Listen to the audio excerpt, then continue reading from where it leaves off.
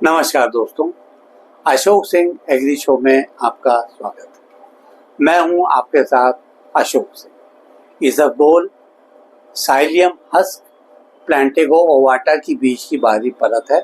यह एक प्राकृतिक घुलनशील फाइबर स्रोत है जिसे पारंपरिक आयुर्वेद और आधुनिक पोषण दोनों में उच्च महत्व दिया जाता है।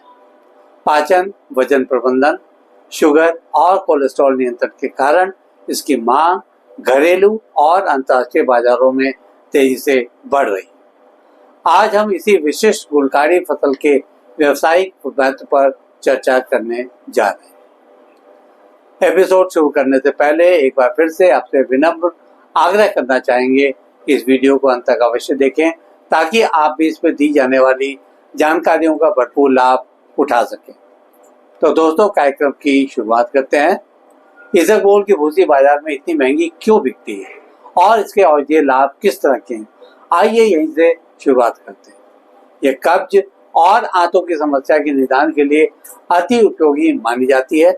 इसबगोल पानी में घुलकर जेल बनाकर आंतों के मार्ग को नरम बनाकर कब्ज दूर करता है। घुलनशील फाइबर के कारण यह भोजन के ग्लूकोज अवशोषण को धीमा करता है और पोस्टाग्लाइसेमिक प्रतिक्रिया को नियंत्रित कर डायबिटीज नियंत्रण में भी मददगार है। एलडीएल कोलेस्ट्रॉल इसके फाइबर के साथ बनकर बाहर निकलता है जिससे हृदय रोग के जोखिम घटने के संकेत मिलते हैं। पेट भरा हुआ महसूस करवाते हुए भूख नियंत्रित रखता है जिससे कैलोरी इंटेक घटता है। इस तरह से वजन नियंत्रण में उपयोगी कहा जाता है। दुनिया में इसबगोल की मांग स्वास्थ्यवर्धक आहार, दवा और पूरक उद्योग के कारण लगातार बढ़ रही है। इसबगोल का भारत प्रमुख उत्पादक और एक्सपोर्टर देश है। खासकर राजस्थान, गुजरात, हरियाणा और पंजाब के कुछ हिस्सों में इसका उत्पादन किया जाता है। भारतीय इसबगोल की उच्च गुणवत्ता, कम लागत तथा अनुभवी प्रोसेसिंग उद्योग ने देश को ग्लोबल सप्लायर के रूप में मजबूत बनाया है। आधुनिक जीवन शैली, डाइटरी फाइबर की बढ़ती समझ और आयुर्वेदिक उत्पादों की मांग ने इसके व्यावसायिक महत्व को भी काफी बढ़ोतरी दी है। अब इसकी कृषि तकनीक पर भी बात कर लेते हैं। जहां तक मौसम और सीजन की बात है तो यह आमतौर पर रबी फसल के रूप में उगाई जाती है। इसके लिए ठंडी सूखी जलवायु अनुकूल होती है। इसके लिए अच्छी जल निकासी वाली दोमट रेतीली मृदा बेहतर होती है तथा भारी जल भराव वाली हानिकारक। सामान्यतः प्रति हेक्टेयर में 6 से 8 किलोग्राम बीज का प्रयोग किया जाता है। रोपड़ी पंक्ति अनुसार 20 से 30 सेंटीमीटर की दूरी पर की जानी चाहिए। इसकी अच्छी उपज लेने के लिए हल्की जुताई, समय पर बीज रोपण, उर्वरक नियंत्रण, नाइट्रोजन की सीमित आवश्यकता और मध्यम सिंचाई जरूरी है, जबकि अधिक पानी से बचना चाहिए। फसल चक्र में फसलों का रोटेशन जड़ रोग नियंत्रण के लिए जरूरी है। इस फसल पर सामान्य फ्यूजेरियम विल्ट, पाउडरी मिल्ड्यू जैसे फफूंदजनक रोग लगते हैं। इनकी रोकथाम के लिए समय पर रोगनाशक का प्रयोग और संतुलित जल निकासी आवश्यक है।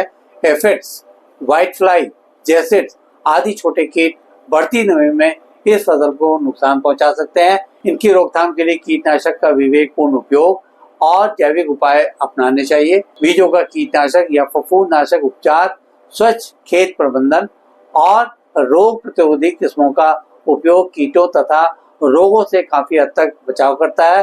फसल तैयार होने पर पोस्ट हार्वेस्ट उपचार और प्रोसेसिंग की सही विधियों का प्रयोग किया जाना चाहिए, अन्यथा प्रोडक्ट की क्वालिटी पर बुरा असर पड़ता है।